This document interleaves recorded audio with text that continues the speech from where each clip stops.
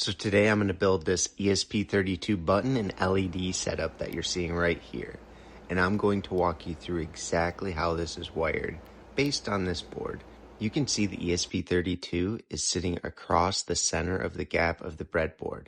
That gap is critical. The breadboard connects rows horizontally in groups of 5, but the center gap isolates the left side of the right side. If that gap doesn't exist, all the pins on both sides of the ESP32 would short together, and nothing would work.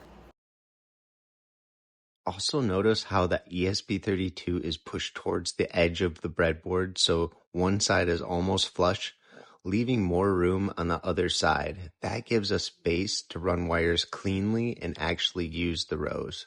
Now looking at the breadboard itself, each row of holes going left to right is connected.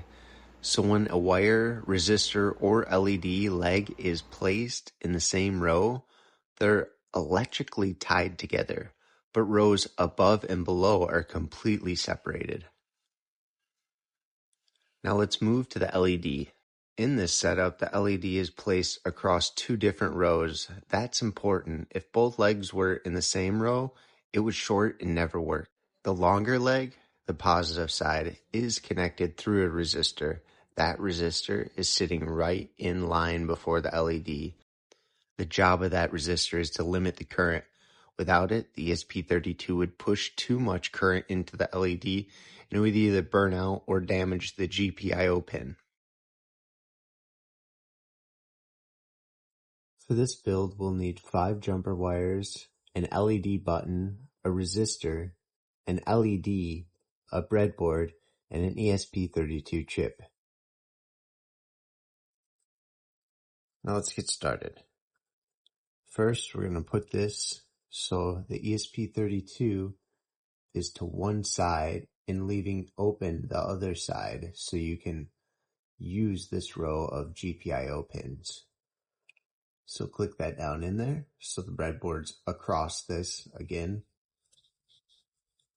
just like that. Then next, we're going to take the LED and we're just going to want these across these right here. And the longer leg will be positive, so you can put that on one side, just like that.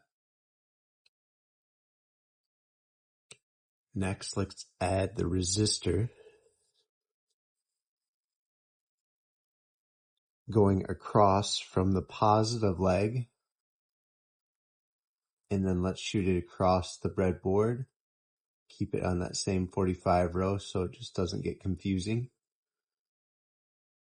Now, let's add this button so it straddles across the breadboard.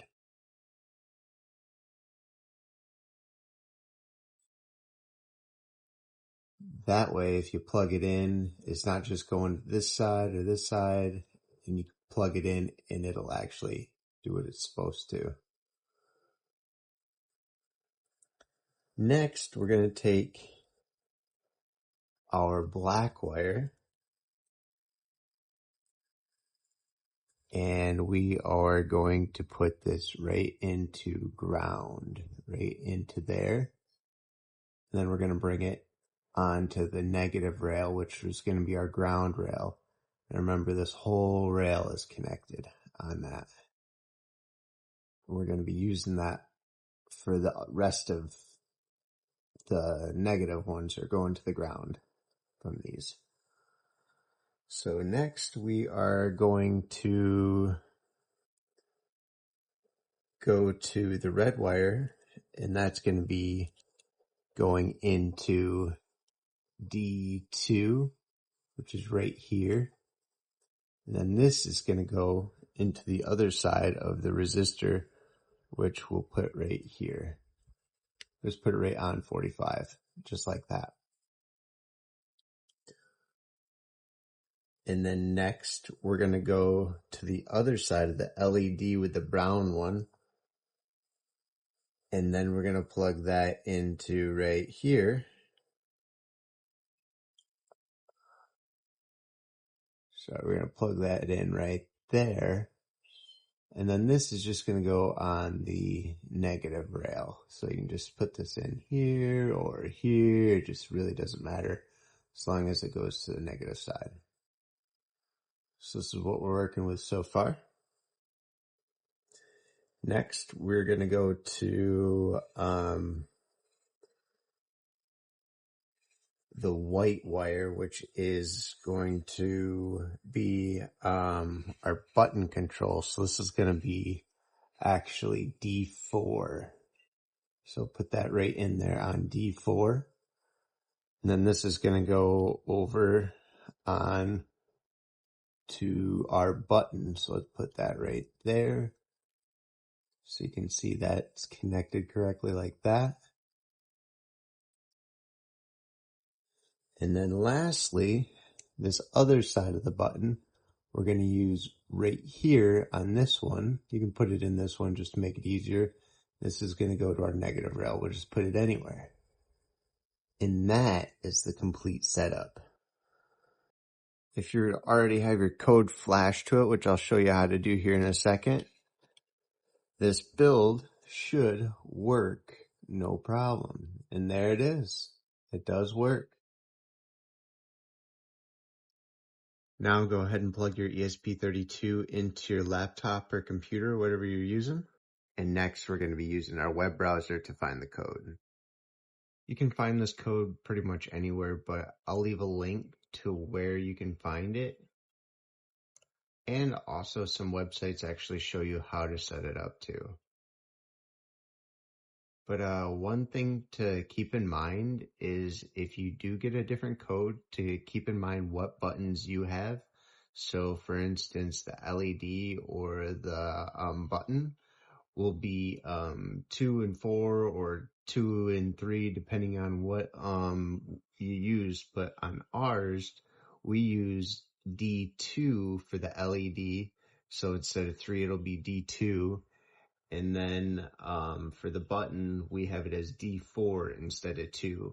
So that's what you would have to change on this code. Now we're going to open Arduino IDE. And so for this, make sure that your button pin that you change the code for your button pin is 4 and this one is 2. Just for this particular setup on how we did it, because your code will probably be different when you paste it in here.